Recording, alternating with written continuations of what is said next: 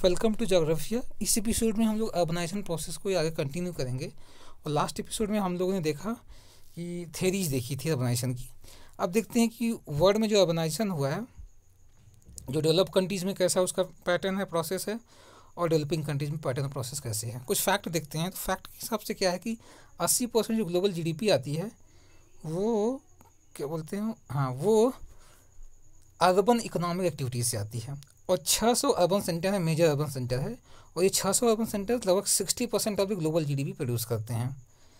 तो अगर हम वेल्दी कंट्रीज़ में अर्बनाइजेशन की बात करें तो अगर हम लोग 18th सेंचुरी के लास्ट तक fairly large number of cities develop हो चुके थे, लेकिन अभी तक वर्ल्ड में कोई भी ऐसी कंट्री या ऐसी सोसाइटी नहीं थी जो अर्बनाइज्ड हो या जहाँ पर फुल्ली अर्बनाइजेशन हो चुका हो। फुल्ली अर्बनाइजेशन मीन्स ये होता है कि वहाँ की जो सोसाइटी हो, जो पीपल अर्बन एरियाज़ में रहते हैं वो एक्सीड करें people living in the rural area. तो लगभग until about turn of the 20th century पहली अर्बनाइज सोसाइटी एग्जिस्टेंस में आती है, वो ग्रेट ब्रिटेन थी। तो लगभग अर्ली 20th सेंचुरी में ग्रेट ब्रिटेन बनता है, जहाँ की पॉपुलेशन अर्बन पॉपुलेशन ज़्यादा थी रूरल पॉपुलेशन से। तो एक चीज़ यहाँ से ये पता चलता है कि ये ज़रूरी नहीं कि ग्रोइंग नंबर ऑफ सिटीज़ एक साइन होते हैं अर्बनाइजेशन का। अर्बनाइजेशन रिफ़र करता है ऐसे प्रोसेस को जिसके द्वारा क्या है कि राइजिंग शेयर ऑफ पॉपुलेशन वो सिटीज़ में रिसाइड करे।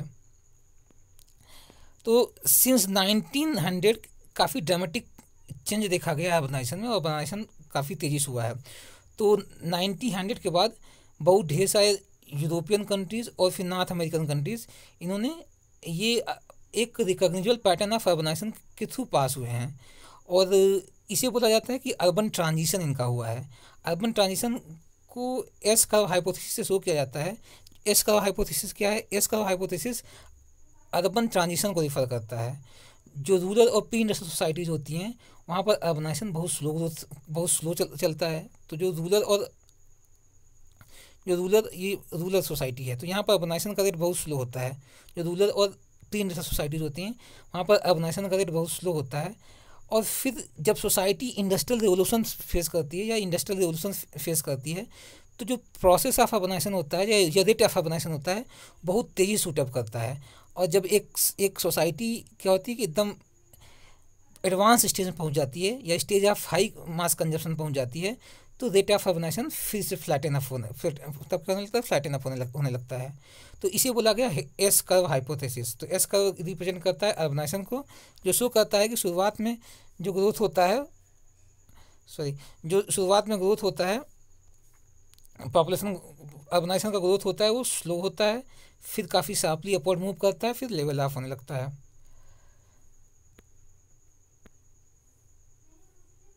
तो इंडस्ट्रियलाइज सोसाइटीज़ जो हैं वो एक optimistic pattern of urban transition show करते हैं। तो जो अर्बन ट्रांजिशन के दो पैटर्न हो सकते हैं, एक ऑप्टिमिस्टिक पैटर्न, एक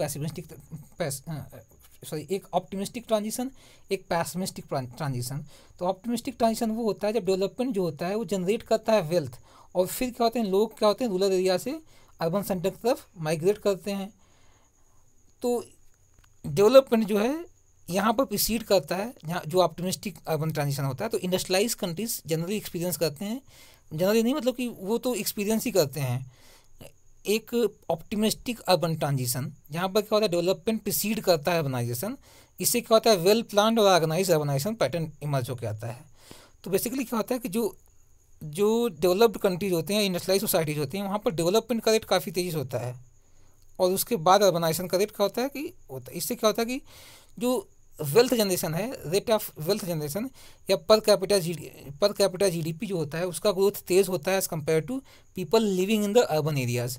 इससे क्या होता है कि पर कैपिटा इनकम लोगों की बढ़ती है, तो काफ़ी इकोनॉमिकली वेल्थी होते हैं, इसलिए इन्हें इंजन ऑफ ग्रोथ भी बोला जाता है। जो अर्बन सेंटर्स होते हैं स्पेशली डेवलप्ड कंट्रीज़ में, they are growth engine of the economy, और यहाँ पर इकोनॉमिक ग्रोथ एक्सीड करती है growth of population in cities.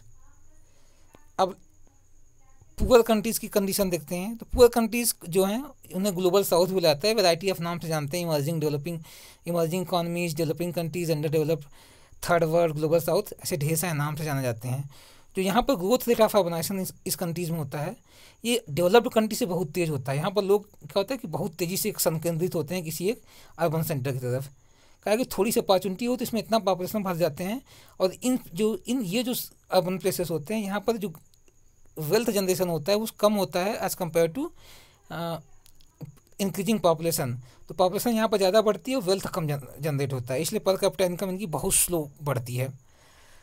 तो 1950s में ऐसा देखा गया कि लगभग 60% ऑफ दी वर्ल्ड की अर्बन पॉपुलेशन वेल्दी डेवलप्ड और इंडस्ट्रियलाइज सोसाइटीज़ में कंट्रीज़ में रहा करती थी। लेकिन 1970s में क्या था, सेंटर ऑफ ग्रेविटी चेंज हुई और जो मेजॉरिटी ऑफ अर्बनिटी थी अब वो रिजाइड करने लगी पुअर कंट्री या डेवलपिंग कंट्रीज़ में। और एज पर ऐसा एस्टिमेट अभी रिसेंट कंडीशन में प्रेजेंट टाइम में 73% से लेकर 75% पॉपुलेशन जो अर्बन पॉपुलेशन है वो रहती है कहाँ पर, डेवलपिंग कंट्रीज़ में। और बाई 2030 लगभग 80% पॉपुलेशन डेवलपिंग कंट्रीज़ में, 80% ऑफ द अर्बन पॉपुलेशन जो वर्ल्ड की है वो डेवलपिंग कंट्रीज़ में डिसाइड करेगी। अच्छा यहाँ का देखें, ये जो डेवलपिंग कंट्रीज़ होती हैं ये शो करती हैं एक pessimistic scenario of urban transition. क्यों? क्योंकि यहाँ का जो अर्बनाइजेशन वो प्रोसीड करता है इंडस्ट्रियलाइजेशन और डेवलपमेंट। तो पहले अर्बनाइजेशन होता है, पहले लोग भर जाते हैं, उसके बाद वहाँ पर डेवलपमेंट होता है, वहाँ पर इंडस्ट्रियलाइजेशन होता है। इसके कारण क्या होता है, यहाँ पर slow rate of growth generation होता है। इसे अनसस्टेनेबल इकॉनमी डेवलप होती है, अनसस्टेनेबल इकॉनमी डेवलप होती है। और यहाँ पर population growth is faster than the urban economic wealth. तो ये देख सकते हैं डायग्राम, यहाँ पर अर्बनाइजेशन बहुत तेज़ी से होता है और फिर डेवलपमेंट बहुत स्लो होता है। तो पर कैपिटा इनकम क्या होती है, ओवर टाइम डिक्लाइन करते हो। देखिए गैप बढ़ता जा रहा है अर्बनाइजेशन और इसके बीच में, तो पर कैपिटा इनकम डिक्रीज करती जाती है। ओके, तो ये था। आगे फिर से देखते हैं कुछ comparative analysis of the process of urbanisation in third world and developed countries. तो डेवलप्ड कंट्रीज़ जो होते हैं यहाँ पर क्या होता है, high rate of increase in per capita income होता है। तो यहाँ पर कैपिटा इनकम लोगों की बढ़ती है, बहुत तेज़ी से बढ़ती है as compare to developing countries. ये इसलिए होता है, कहा कि यहाँ पर इफ़िशियंसी इन प्रोडक्शन प्रोसेस में बहुत इफ़िशियंसी होती है, बहुत ज़्यादा डिस्गाइज अनएम्प्लॉयमेंट नहीं होता है, जो ओवर एम्प्लॉयमेंट लेवल नहीं होता है, बहुत फुल एम्प्लॉयमेंट पे होते हैं। और इसलिए क्या होता है, जो मैन्युफैक्चरिंग सेक्टर यहाँ पर डोमिनेंट होता है, जहाँ पर मैन्युफैक्चरिंग सेक्टर डोमिनेंस होता है, काफ़ी तेज़ी से इंडस्ट्रियलाइजेशन होता है। और यहाँ पर सस्टेनेबल पॉपुलेशन ग्रोथ होता है, क्योंकि डेथ रेट काफ़ी तेज़ी से डिक्लाइन करती है as a result of the advancement in the medical facilities में। कुछ स्ट्रक्चरल चेंज देखे जाते हैं। स्ट्रक्चरल चेंज क्या देखे जाते हैं, जो portion of population engage in agriculture वो डिक्लाइन करती है, क्योंकि ये सेक्टर अब ज़्यादा और इफिशिएंट हो जाता है, एग्रीकल्चर सेक्टर और इफिशिएंट हो जाता है, मैकेनाइजेशन हो जाता है। इसलिए जो पॉपुलेशन इन्वॉल्व होती है एग्रीकल्चर सेक्टर में वो शिफ्ट हो जाती है मैन्युफैक्चरिंग सेक्टर में, और वो शिफ्ट करती है टुवर्ड मैन्युफैक्चरिंग और यूटिलिटी सर्विसेज में या सर्विसेज सेक्टर में शिफ्ट होती है। और with in manufacturing shift from the consumer good to the capital good. और मैन्युफैक्चरिंग के अंदर भी जो पॉपुलेशन होती है या वर्किंग पॉपुलेशन होती है जो इंगेज होती है वो शिफ्ट करती है from consumer good to capital good. और increase in people engage in the profession like doctor, engineers, architectures, इनमें ज़्यादा थर्ड टर्सरी सेक्टर या क्वार्टरली सेक्टर में भी लोग इंगेज होना स्टार्ट हो जाते हैं। और जो डेवलपिंग कंट्रीज हैं ये एक्सपीरियंस करते हैं expansion in foreign trade, average size of the population production unit वो बढ़ती है, ऑक्यूपेशन तो और ऑक्यूपेशन जो होता है वो भी अनऑर्गेनाइज से ऑर्गेनाइज सेक्टर की तरफ ट्रांजिट करता है। और जो पॉपुलेशन होती है वो क्या करती है, रूरल एरिया से अर्बन एरिया की तरफ माइग्रेट करती है। तो ये कुछ स्ट्रक्चरल कैरेक्टरिस्टिक हैं डेवलप कंट्रीज़ के। तो इस कैरेक्टरिस्टिक को एक किंग्सली डेविस ने प्लॉट किया अर्बनाइजेशन को for the many advance countries, और कंक्लूड किया कि जो एडवांस कंट्रीज हैं वो फॉलो करते हैं S curve path of urbanisation. तो वही S curve path of urbanisation की बात किया इसने, वो जो हम लोग एस कर्व देख रहे थे इसी S curve path of urbanisation. तो जो डेवलप्ड कंट्रीज हैं वो S curve path of urbanisation experience करते हैं। तो बेसिकली इसने 3 स्टेजेस बताया कि अर्बनाइजेशन कैसे होता है डेवलप्ड कंट्रीज़ में। तो इसने 3 स्टेजेस बताया। तो पहला स्टेज बताया कि देयर वो लो लेवल ऑफ अर्बनाइजेशन, 10 से 12% का अर्बनाइजेशन होता है पहले स्टेज में। और इसमें क्या थी, industries were near the river in the rural areas. इस कंडीशन में इंडस्ट्रीज़ जो थी रूरल एरियाज़ के पास में थी। और ड्यू टू इंडस्ट्रियलाइजेशन क्या होता है, due to industrialisation in the level of due to industrialisation urbanisation का लेवल भी बढ़ता है और 15 से 18% हो जाता है। तो इनिशियली अर्बनाइजेशन बहुत लो था, 10 से 12% होता है। वही डायग्राम ये वाला तो इनिशियली इंडस्ट्रियलाइजेशन लो होता है, 10 से 12 होता है, लेकिन फिर रूरल एरियाज में रिवर के अलॉन्ग क्या होगा, इंडस्ट्री डेवलप होती हैं और इंडस्ट्रियलाइजेशन तेज़ी से बढ़ता है, जिससे क्या होता है अर्बनाइजेशन 15 से 18% हो जाता है। फिर क्या होता है, इन्वेंशन हुआ। ये प्रोसेस कैसे डेवलप्ड कंट्रीज़ में प्रोसेस कैसे फॉलो हुआ, तो पहले इंडस्ट्रीज आई, इंडस्ट्री से इंडस्ट्रियलाइजेशन हुआ तो रेट ऑफ अर्बनाइजेशन बढ़ा। फिर क्या होता है कि इन्वेंशन ऑफ स्टीम इंजन जब हुआ तो उससे क्या हुआ, जो फैक्टर तो इसने क्या किया, जो टाउन्स में थे आयरन और स्टील टेक्सटाइल इंडस्ट्रीज बनना चालू हो गई, और जब ये आयरन स्टील और टेक्सटाइल इंडस्ट्रीज बनना चालू हो गई तो लेवल ऑफ अर्बनाइजेशन और तेज़ी से बढ़ा। और 1920 में जो प्रोसेस ऑफ अर्बनाइजेशन था उसमें काफ़ी सब्सटेंशियल चेंज आया और अर्बनाइजेशन से सब अर्बनाइजेशन हो गए। अब क्या होगा, जो अर्बन सेंटर थे, बड़े बड़े अर्बन सेंटर थे ही, और छोटे छोटे अर्बन सेंटर्स भी इमर्ज होना स्टार्ट कर दिए। तो 1920 के बाद से जो डेवलप कंट्रीज उन्होंने एक्सपीरियंस किया सब अर्बनाइजेशन को, but very very slow pace पे। लेकिन इनका हम लोग देखेंगे कि जो डेवलप्ड कंट्रीज होते हैं उसमें जो अर्बनाइजेशन का रेट होता है, रेट ऑफ अर्बनाइजेशन क्या होता है, वो बहुत स्लो होता है, लगभग 4 टाइम्स स्लोअर होता है from developing countries, because the underground railway setup in the majority of city. फिर आफ्टर 1920 रेट ऑफ अर्बनाइजेशन बढ़ता है जैसे और जब more access to the private transport बढ़ता है। तो सिंपली बहुत इंपॉर्टेंट नहीं है, तो याद रखना है कि किंग्सली डेविस ने दिया था एस शेप्ड कर्व। अब देखते हैं कि लेस डेवलप्ड कंट्रीज़ का कंडीशन क्या है। तो बेसिकली जो यहाँ के जो करेक्टरिस्टिक हैं, तो कॉलोनियल सिटीज़ जो के या कॉलोनियल सोसाइटीज़ या कंट्रीज़ जो गई वो शो करती हैं लेस डेवलप्ड कंट्रीज़ का करेक्टरिस्टिक। इनकी करेक्टरिस्टिक क्या है कि डेवलपमेंट ओनली डेवलपमेंट जो होता है वो ओनली पोर्ट सिटीज़ में होता है, और जो रेस्ट ऑफ द कंट्रीज़ वहाँ पर लो लेवल ऑफ अर्बनाइजेशन होता है। तो कल पोर्ट सिटीज़ के अलॉन्ग क्या होगा, ज़्यादा अर्बनाइजेशन होगा, और जो रेस्ट ऑफ द हिंटरलैंड है देश का या कॉलोनीज़ का, वो वहाँ पर बहुत स्लो रेट ऑफ अर्बनाइजेशन होता है। In last 60 year population growth in developed countries has increase by 2.7 times, while in third world countries ये लगभग 6.5%। तो इनमें जो रेट ऑफ अर्बनाइजेशन है या ग्रोथ पॉपुलेशन ग्रोथ रेट है काफ़ी तेज़ होता है as compare to developed countries में। तो ये है लास्ट 60 ईयर में ये देखा गया है कि जो डेवलप्ड कंट्रीज है वहाँ पर जो पॉपुलेशन ग्रोथ है वो लगभग 2.7 टाइम्स बढ़ा है, जबकि लास्ट 60 ईयर में 6.5 गुना पॉपुलेशन बढ़ी है थर्ड वर्ल्ड कंट्रीज़ में। और यहाँ पर क्या होता है कि very low level of expectancy होती है, एजुकेशन और एनर्जी कंजप्शन होता है, और मैसिव रूरल अर्बन माइग्रेशन देखा जाता है फॉर डिफरेंट रीजन। तो 1960s में क्या हुआ, 1960s में स्कॉलर्स ने एनालाइज किया, तो 1960s में इस प्रोसेस को कि कैसे एक डिफरेंट, तो 1960s में इस प्रोसेस को कि क्यों जो डेवलपिंग कंट्रीज होती हैं यहाँ पर स्लो रेट ऑफ अर्बनाइजेशन होता है और ये इकोनॉमीज बहुत सस्टेनेबल क्यों नहीं होती हैं, यहाँ जो पैटर्न ऑफ अर्बनाइजेशन है बहुत स्लो है और काफ़ी डेवलपमेंट नहीं होता है। तो मॉडर्नाइजेशन थेरी प्रोस्पेक्टिव है, इन्होंने 2 चीज़ एक्सप्लेन करना चाहा। पहला चीज़ ये एक्सप्लेन करना चाहा कि क्यों जो पूरा कंट्रीज़ हैं वहाँ पर अर्बनाइजेशन तेज़ी से नहीं होता है, और दूसरा बताया कि क्या मॉडल होना चाहिए और कैसे इनका अर्बनाइजेशन होगा। तो पहला बताया कि यहाँ पर जो अर्बनाइजेशन इतना तेज़ी से नहीं हो रहा है और वो सस्टेनेबल अर्बनाइजेशन नहीं हो रहा है, बताया कि कल्चर बैरियर्स टू अर्बनाइजेशन है।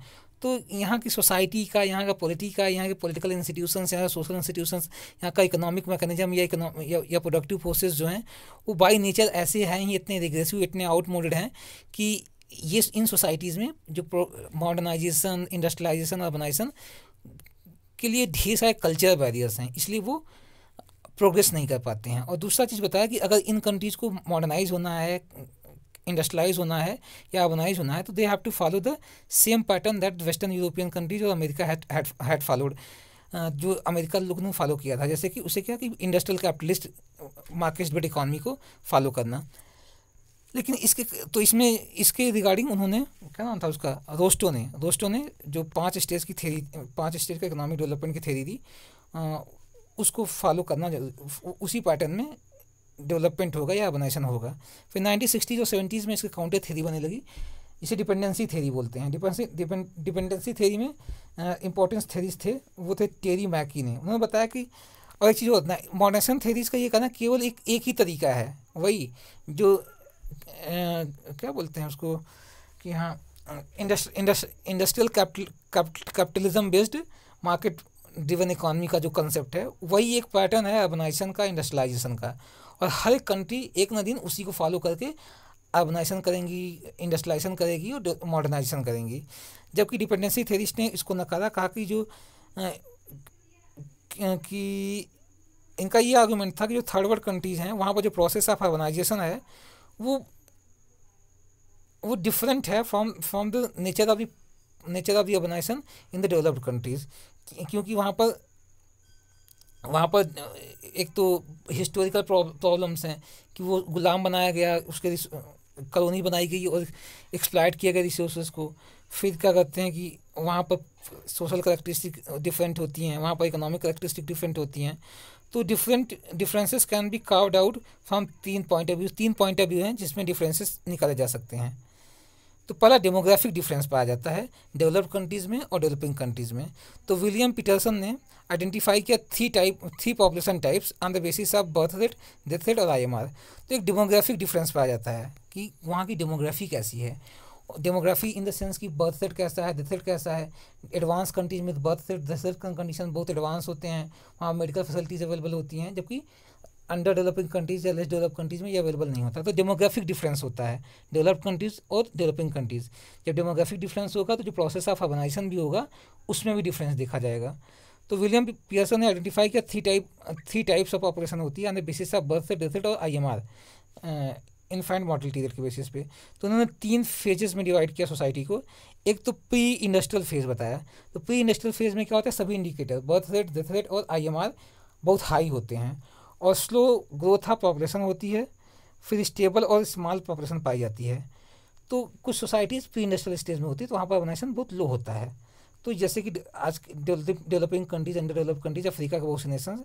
फिर अर्ली वेस्टर्न फेज बोला जाता है जहाँ पर हाई बर्थ रेट होती है और लो डेथ रेट और IMR होता है, तो बहुत रैपिड पॉपुलेशन ग्रोथ होता है। तो कुछ डेवलपिंग कंट्रीज अभी स्टेज में पहुँच गए हैं। और फिर एक मॉडर्न वेस्टर्न फेज होता है। मॉडर्न वेस्टर्न फेज में सभी चीज़ें लो हो जाती हैं, स्लो स्टेबल पॉपुलेशन होती है, पॉपुलेशन का लार्ज नंबर, काफ़ी large number of the population older होती है। तो जो थर्ड वर्ल्ड कंट्रीज होती हैं वो क्या है कि they are experiencing rapid population growth with the lower level of urbanisation.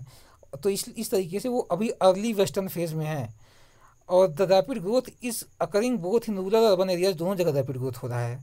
तो मैकी का ये आर्ग्यूमेंट है कि though there is very fast growth in both cases but still the causes are different so the process is not the similar. उनका यही मानना था कि दो की बहुत फास्ट ग्रोथ हो रहा है और जो ग्रोथ शायद यूरोपियन नेशन ने अपने पास्ट में देखा था उतना तेज़ी से फास्ट ग्रोथ हो रहा है, लेकिन जो नेचर ऑफ ग्रोथ है और जो नेचर ऑफ जो प्रोसेस है ये डिफरेंट है डेवलपिंग कंट्रीज़ में। तो इस तरीके से हम लोग देख सकते हैं कि ये डायग्राम है। तो नेचर ऑफ ग्रोथ इसलिए डिफरेंट है कि जो डेवलप्ड कंट्रीज़ थे वो जो ग्रोथ उनका जो अर्बनाइजेशन का ग्रोथ था वो क्या हुआ कि वहाँ पर डेवलपमेंट और इंडस्ट्रियलाइजेशन ने प्रीसीड किया अर्बनाइजेशन को। जबकि जो डेवलपिंग कंट्रीज़ हैं यहाँ पर क्या हो रहा है, यहाँ पर अर्बनाइजेशन पहले जा रहा है, काफ़ी तेज़ी से ग्रोथ हो रहा है, लेकिन डेवलपमेंट उसको कैचअप नहीं कर पा रहा है। तो इस तरीके से देखते हैं लेवल ऑफ अर्बनाइजेशन की बात की जा रहा है तो डेवलप्ड कंट्रीज़ का ये पाथ है और काफ़ी फास्ट अर्बनाइजेशन हुआ है। लेकिन जो LDCs हैं इनका अभी बहुत जल्दी प्लाटू कर जाएंगे ये। तो ये डेमोग्राफिक करैक्टरिस्टिक के बेसिस में क्या डिफरेंस है। अब इकोनॉमिक करैक्टरिस्टिक के बेसिस पे भी डिफरेंस है डेवलप्ड कंट्रीज और डेवलपिंग कंट्रीज़ के बीच में। तो इकोनॉमिक करैक्टरिस्टिक बेसिस पे जो shifting from economic characteristic means ये इंडिकेटर है जो शो करता है shift from agriculture activity to non agriculture activities. तो अगर 90-100 की बात करते हैं डेवलप कंट्रीज़ में जो लेवल ऑफ अर्बनाइजेशन था वो लगभग 40 से 60% था और जो सेकेंडरी सेक्टर में लोग एम्प्लॉयड थे, तो इसलिए सेकेंडरी सेक्टर में ज़्यादा लोग एम्प्लॉयड होते हैं तो अर्बनाइजेशन ज़्यादा होता है। जो सेकेंडरी सेक्टर में लोग एम्प्लॉयड थे 90-100 में वो 20 से 40% थे। लेकिन जो लेस डेवलप कंट्रीज़ थे वहाँ पर 90-100 में अर्बनाइजेशन 10 से 20% था और सेकेंडरी सेक्टर में केवल 10 से 15% इन्वॉल्व थे। 90-60s को आते देखा गया कि डेवलप कंट्रीज़ में क्या था 60 से 75% पॉपुलेशन अर्बनाइज थी और 30 से 40 लोग सेकेंडरी सेक्टर में इन्वॉल्व थे और लेस डेवलप कंट्रीज़ में लगभग आधा था, 30 से 35% था और 20 से 30% लोग सेकेंडरी सेक्टर में एम्प्लॉयड थे। तो जो डेवलप्ड कंट्रीज़ हैं वहाँ पर टर्सरी सेक्टर अच्छे से डेवलप हो चुका है। डेवलप कंट्रीज़ में टर्सरी सेक्टर अच्छे से डेवलप हो चुका है। इससे कारण क्या होता है जो इंडिविजुअल हैं वो कैपिटल इंटेंसिव हो गए हैं। तो डेवलप कंट्रीज़ में टर्सरी सेक्टर डेवलप हो गया है और इंडिविजुअल कैपिटल इंटेंसिव बन चुके हैं। जबकि भी LDC कंट्रीज़ में क्या है कि मोर और लेस अभी उसी कंडीशन में एग्रीकल्चर में लोग ज़्यादा एम्प्लॉयड हैं या फिर सेकेंडरी एक्टिविटीज में अभी इन्वॉल्व हैं।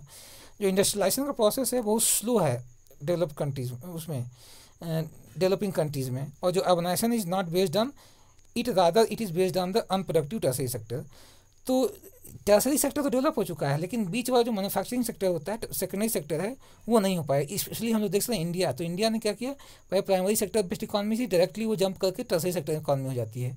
तो लोग तो टर्शरी सेक्टर में इन्वॉल्व है, लेकिन टर्शरी सेक्टर तब अनप्रोडक्टिव हो जाता है जब टर्शरी सेक्टर के ऊपर सर्व करता है प्राइमरी सेक्टर को और सेकेंडरी सेक्टर गायब होता है, तो टर्शरी सेक्टर बहुत अनप्रोडक्टिव हो जाता है। तो जो most of the developing countries हैं वो यही एक्सपीरियंस कर रहे हैं। वहाँ पर क्या है कि जो ये तो लोग प्राइमरी सेक्टर में इन्वॉल्व हैं, या तो ज़्यादातर लोग टर्शरी सेक्टर में इन्वॉल्व हैं। टर्शरी सेक्टर में क्या इन्वॉल्व हैं, तो वो अनप्रोडक्टिव टर्शरी सेक्टर हो जाता है।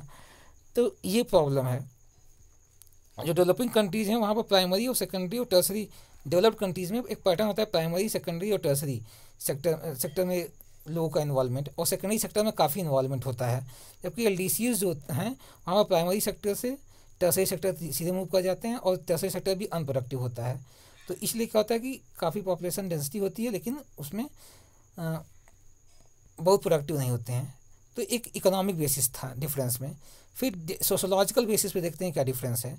सोशोलॉजिकल बेसिस पे जो डेवलप कंट्रीज होते हैं वो अर्बनाइजेशन, और यहाँ पर क्या होता है, जो डेवलप्ड कंट्रीज होते हैं सोशोलॉजिकल पॉइंट ऑफ व्यू से देखा जाए तो जो डेवलप्ड कंट्रीज होते हैं यहाँ पर अर्बनाइजेशन कंपनी होता है बाई मॉडर्नाइजेशन थ्रू एजुकेशन। तो मॉडर्नाइजेशन होता है, अच्छी अच्छी एजुकेशन शैलीज डेवलप की जाती हैं, स्टाइल डेवलप की जाती हैं। तो अर्बनाइजेशन, मॉडर्नाइजेशन और इंडस्ट्रियलाइजेशन सब साथ साथ प्रोग्रेस करते हैं। और डेवलपिंग कंट्रीज में ऐसा नहीं होता है। सब क्या करते हैं, भर जाते हैं एक अर्बन सेंटर में, सब क्या करते हैं, वेज अर्नर्स होते हैं और फिर अनस्किल्ड सेमी स्किल्ड जॉब करते हैं। सब लोग स्किल्ड नहीं होता है, क्या कि अच्छी एजुकेशन सिस्टम नहीं होती है और लोग इलिटरेट नहीं होते हैं। तो ये सब क्या होते हैं, मैनुअल काम करते हैं और बहुत एफिशिएंट वर्क नहीं करते हैं। ये तो इस तरीके से जो LDC होती है यहाँ पर अर्बनाइजेशन वो एक कंपनी नहीं करता है मॉडर्नाइजेशन और इंडस्ट्रियलाइजेशन को। तो सोशियो इकोनॉमिक वैल्यू में डिफरेंस होता है। जो LDCs होते हैं लेस डेवलप कंट्रीज, यहाँ पर people do not come to cities, क्या है, cities do not come to cities leaving their value rather than from rural setting to the urban society। यहाँ पर लोग क्या होते हैं कि अब भी गाँव से जुड़े होते हैं।